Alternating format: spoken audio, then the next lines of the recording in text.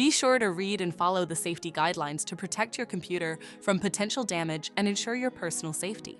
For more information about safety guidelines, see the owner's manual at dell.com/support. Before you begin, turn off the computer and disconnect all the attached peripherals. To remove the solid-state drive 2280, loosen the 2 screws securing the left side cover and lift the cover off the system. Identify and unlatch the front cover of the machine to remove it.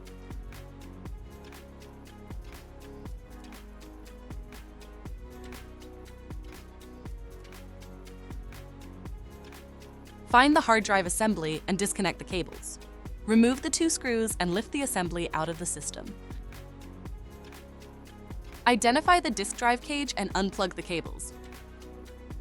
Remove the screw and slide the cage out of the system.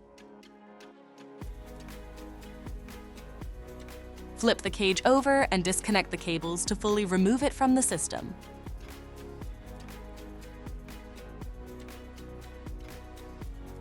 Find the solid-state drive and remove the screw securing it. Lift the drive out of the system. To reinstall the solid-state drive 2280, place it back in the system and install the screw to secure it. Reconnect the disk drive cage cables and flip the cage over.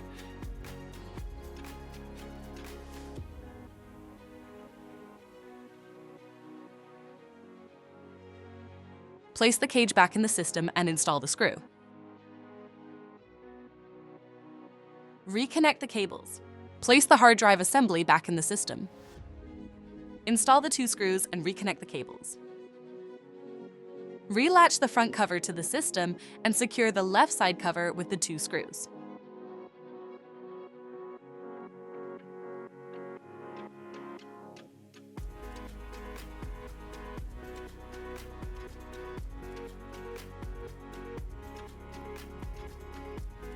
For more information about your Dell system, visit dell.com/support.